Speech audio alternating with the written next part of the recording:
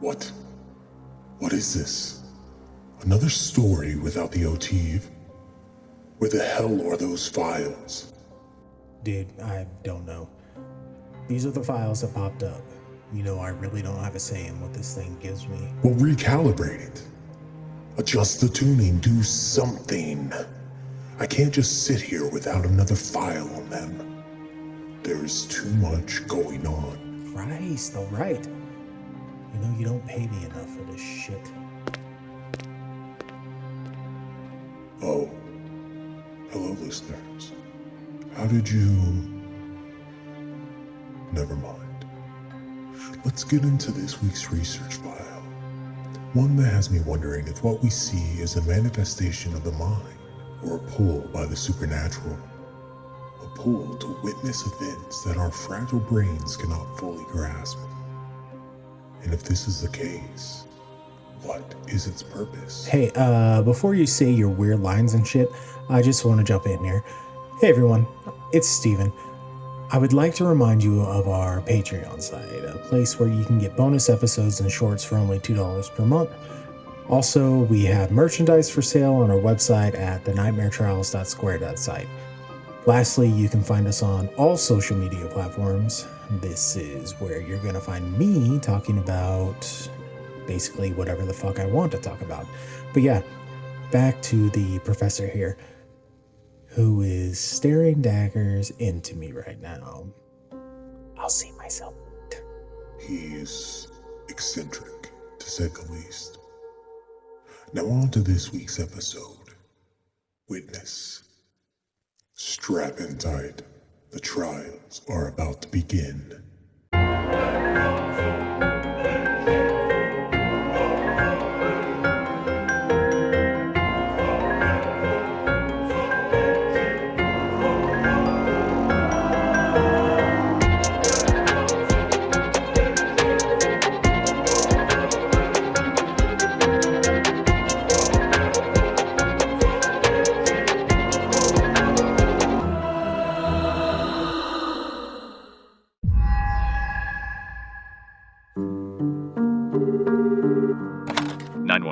Where's your emergency?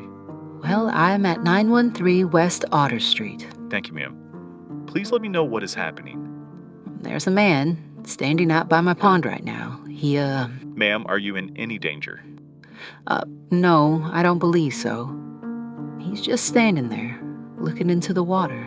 Does he have a weapon or any object you think he may harm you or others with? No, not that I can see. Okay, ma'am. I have officers heading to your location now, and I'm going to stay on the call with you until they arrive.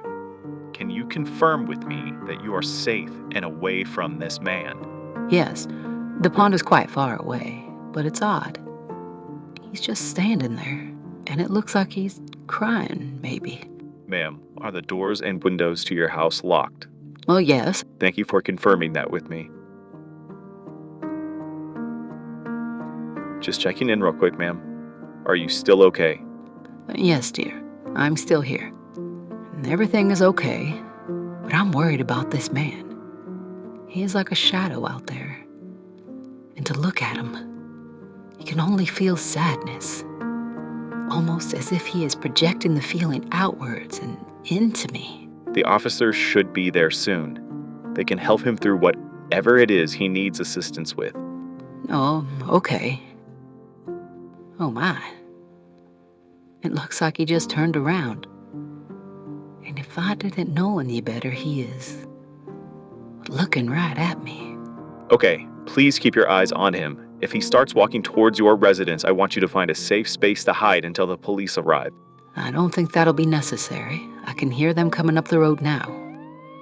Oh, but you might want to tell the officers that it does appear that the man has a weapon. Maybe a handgun. Yeah, I can see it now. He's holding it, limply at his waist. Ma'am, this is very important. I need you to get away from any windows, just in case the man decides to fire at you. Can you do that for me?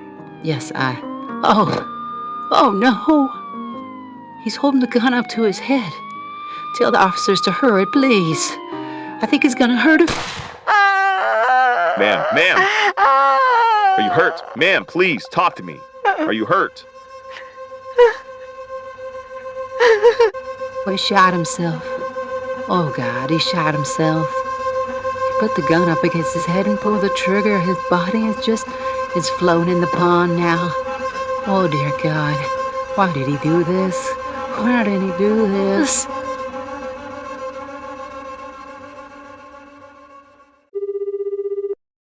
"911, where is your emergency?" I'm at 913 West Otter Street. Thank you, ma'am. Please let me know what's happening. Well, there's a young lady standing out at my pond. Do you feel as if you are in any danger at all? No, but this feels a lot like last time. Last time? Yeah, not but 3 months ago, there was a man standing out at my pond and he ended up taking his own life. I'm sorry to hear that. Does it look like the woman is holding a weapon or anything that may harm anyone? No, I can't really tell. She's just standing there, motionless. She's staring off into the water, just like the man did. And I can feel her sadness. Oh, she is in agony. I don't know how, but I can feel her sorrow, her loss. Oh, it's almost too much to bear. Ma'am, do you feel like you are in any danger? No, dear. But please, tell the officers her pain, it's just too much. They are getting there as fast as they can. Ma'am, are you okay? No, it's just too much. Too much pain. I don't want her to die. When the officers get there, they will help her. Oh, she turned around now, and she's looking at me. This isn't good. This isn't good. Ma'am, how far away is she from you? Do you feel like you need to shelter in place until the police arrive? I think they're going to be too late. She's holding what appears to be a knife. Oh, no. Oh, God, no. Ma'am! Ma'am! She just slit her wrist. Oh, God, she did it. Why is this happening to me? Why are they coming here to do this? Ma'am, the officers are just blocks away now. Is the woman still standing? No, dear. She's floating in the water now. Her body is motionless and only seems to be visible by the moonlight. You said something like this has happened before, correct? Yes. A man took his own life by my pond. The police weren't fast enough to get here, and he shot himself right in front of me. I watched the whole thing happen. I am so sorry to hear that you had to experience that, ma'am. I truly am. The officers have informed me that they are on site. Do you need me to stay on the line with you, just so you have someone else to talk to until someone is available? No, dear, no. I'm sure there are other calls. There isn't much help that can be done here. Again, ma'am, I am so sorry. Please try and have a good night. I'll do my best. Goodbye now.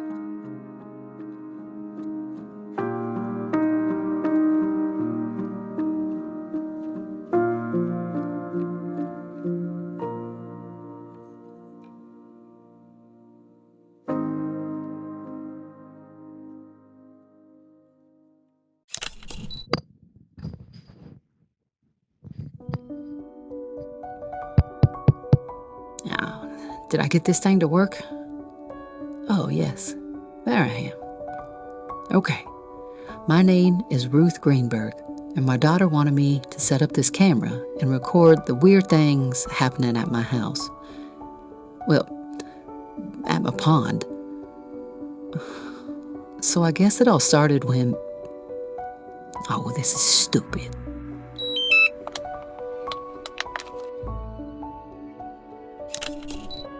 Let's try this again. Hello there. This is Ruth Greenberg. I'm a spry 72-year-old, and I live just south of Pueblo, Colorado.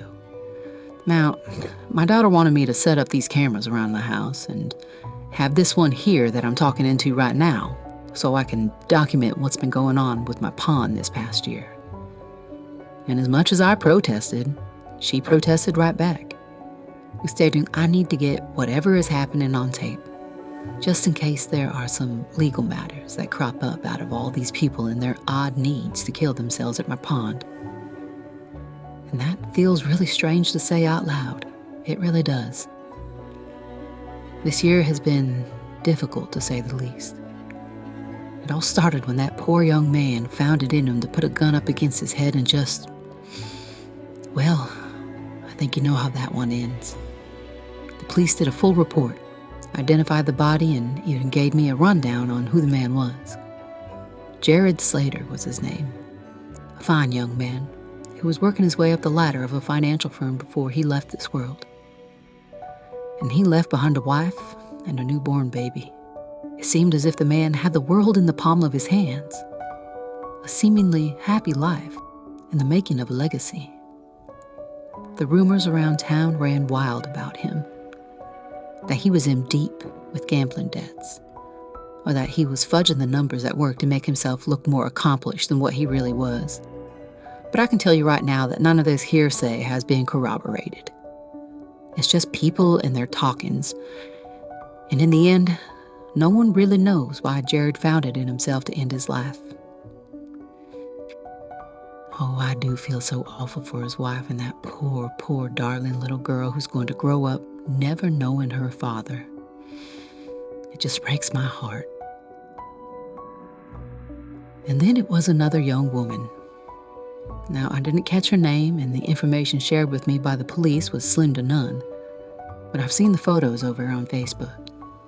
She was just gorgeous.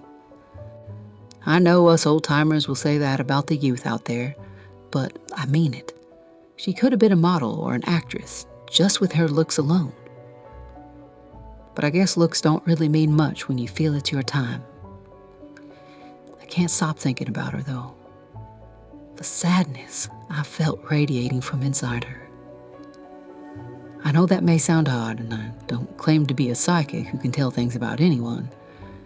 It's just, well, when she was out there holding that knife to her wrist, I could feel the pain she was going through, the feeling of loss and pity.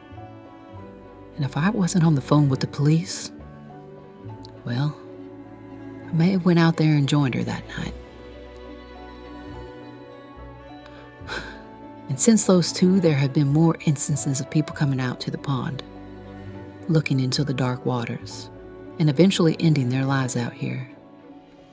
Yeah, and it's tragic to say the least.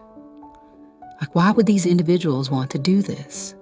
And why are they picking my property to do so? It just doesn't seem fair to me. Why should I be the one to watch them take their lives? And why are the police always just seconds too late? They won't even leave a patrol car here to monitor my place. And I've suggested that I just put up a privacy fence or some motion lights to scare the people off. But I don't think any of that will work, if I'm being honest with myself. You see, there have been 5 more deaths since that last young lady. 7 people have ended their lives right out there, right at the edge of the pond, all in different ways and all at different times of night. And I'm not sure why, but I seem to always know when they're going to be out there. Like there's this pull for me to go to the window and witness their end.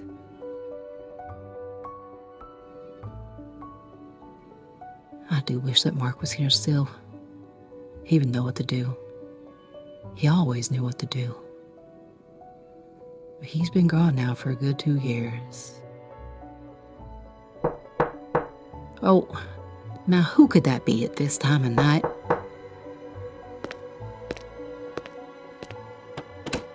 Hello?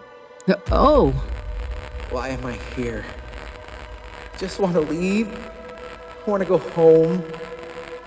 Why are you keeping me here? Just let me go. Please. Please let me go. Young sir, you need to lay down. Your face is so swollen and purple that I don't think you could open your eyes if you wanted to. And you are soaking wet. Why are you so wet? Please. I don't want to be here. I just want to go home. I have a wife and a newborn baby. Just let me go!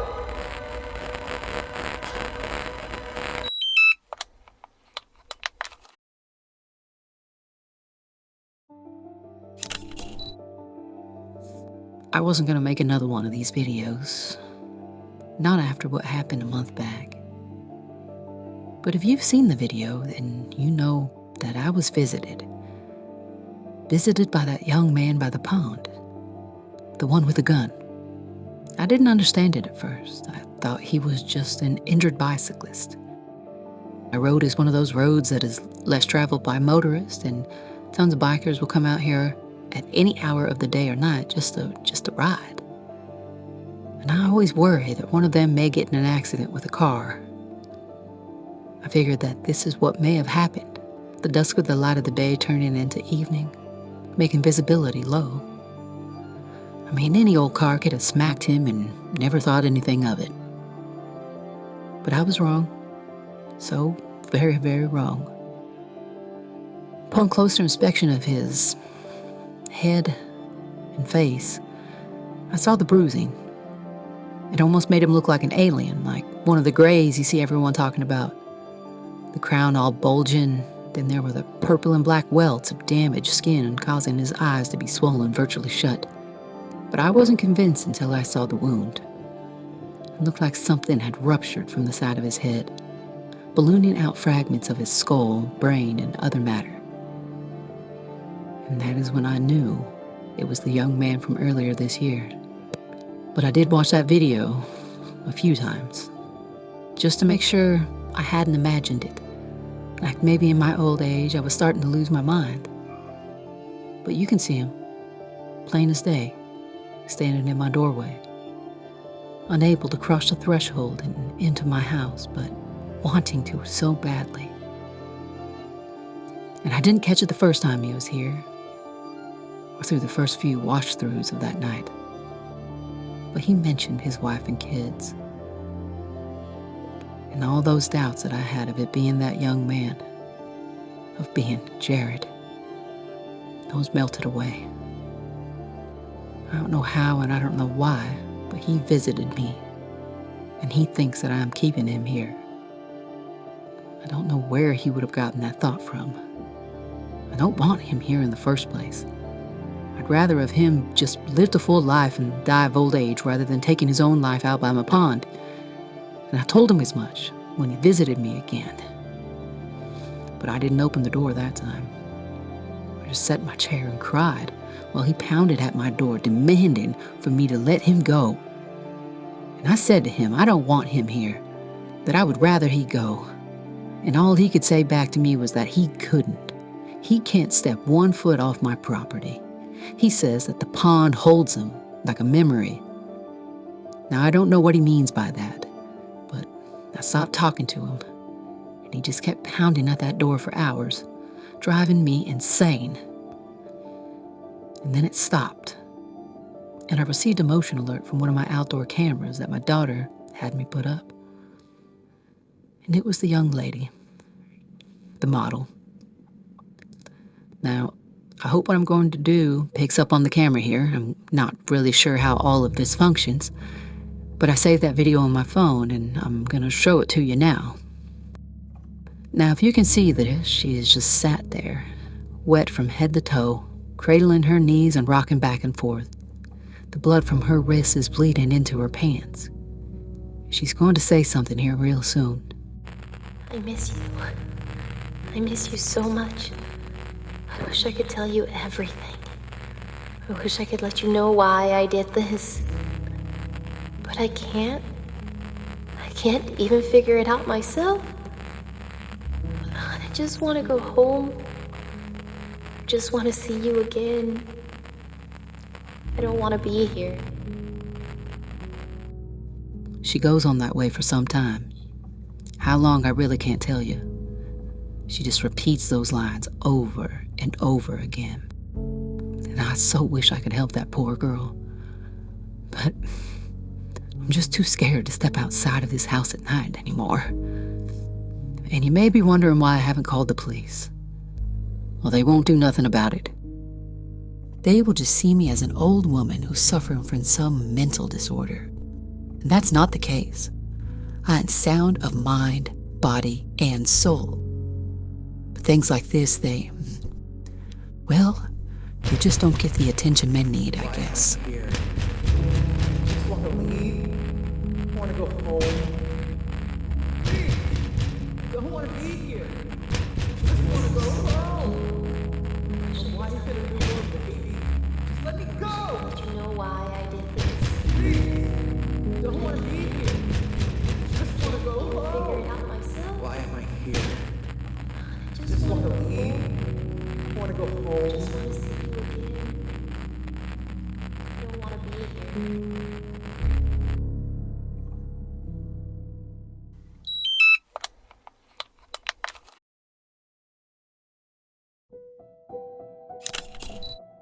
I lost another one last night. Oh, God. It was a child. A child. My heart aches for his parents. And I tried to save him.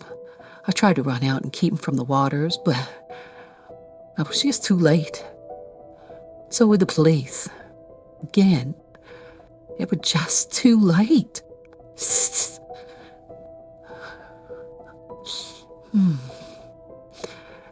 You see, I got that feeling again. That one pulled me through the window. I didn't mean to see him at first. I thought that maybe I had imagined something. And I saw his little silhouette staring off into the waters. His shoulders were slumped and his head was down. And I knew right then that I had to help. I grabbed my phone and I called the police as I ran as fast as my body would take me, screaming frantically. And I watched as he opened his arms out wide and he just fell in. I could see the police lights reflecting the red and blue from the waters. I could hear the officers screaming that they were on their way, but he was gone, swallowed up by the inky waters below. And I saw a look of fear and regret on that poor boy's face as he said, "Oh, I can't do this." Why am I here? Just want to leave. Leave me alone. Want to go home. Y'all just need to leave me alone. Don't want to be here. Just want to go home. Why is it a new world, baby? Figure it out Let me myself. go.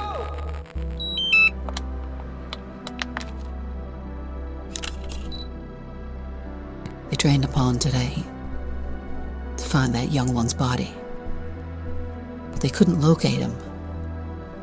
I've been asked a lot of questions by the police, all of which turn back to my mental state. They, along with my daughter, believe that with everything that's been going on in my life, that all the stresses, the loss, that it may be breaking down just a little bit, that I may need to go to a home. I can't do that. I spent my whole married life here. Mark built this house so many years ago. I just can't see myself leaving. Oh, this is just all too painful to talk about right now.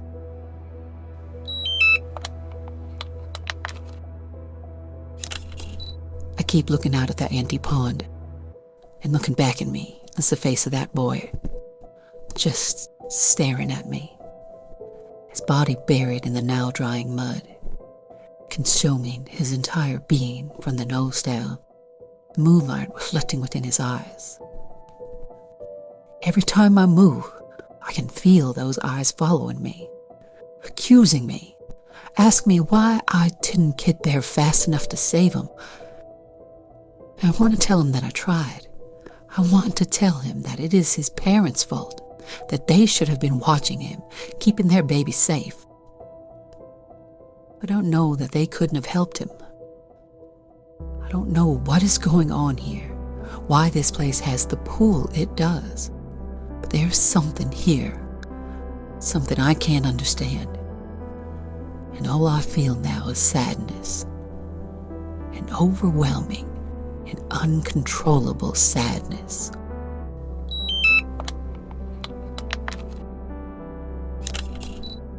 Oh, I saw Marv last night. It was so good to see him. And he was helping that girl in the camera, the one that rocks back and forth and mumbles to herself. I saw him reach down and take her by the hand, and they walked off into the dry pond. And I watched as he helped her step down into the earth.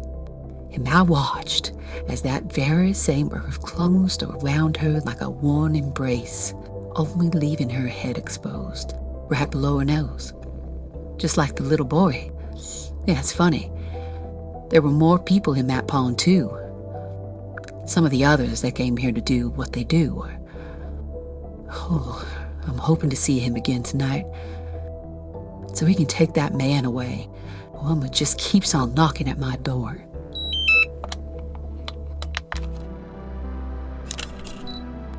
He did it. By God, he did it. He took that man away. The one knocks. I want to sleep so well tonight. Oh, but I do hope this doesn't mean that this will be the last time that I see Mark. Oh, how I long to speak with him, to tell him how much I miss him, how I wish he were still here. But maybe he's still here. Maybe he never really left. No, that ain't true. Now, I haven't told anyone this. Nor I'm pretty sure I know why I will be telling you this now. Mark died at that pond. For what I've been told, it was a slow and agonizing death. Something I've been allowed to be stuck in our daughters' or our friends' minds. So I told him that it was a heart attack that took him from us. A quick one. One where he felt no pain at all. But the truth of it is, well, he gone out there to do some fishing. Something he really loved to do. I usually stayed inside watching reruns of The Price is Right. But something pulled me. Yes, that same feeling I've been having for quite some time now. And when I reached the window, my heart stopped as I watched him throw an empty canister of gasoline into the pond. But I watched as he lit the match. And while I watched as the flames took him, searing his skin, peeling it back as it bubbled and cracked, and I heard his screams through it all. And I couldn't move. I wanted to. But it was like I was meant to watch. I could feel good hands on me, holding my head still, pulling my eyelids back, forcing me to witness the death of the love of my life. And we cremated what was left of the body, and I told everyone that is what he wanted. Who?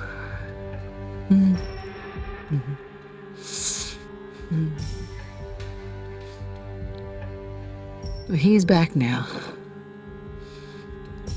and he is calling to me. I could see him on the camera outside, his charred skin, black as the night around him, beckoning for me to follow. And I think it is time. Time for me to go place myself in that pond, to bury myself within the dirt, to wait for the water to fill back up around me, and to be with my new family.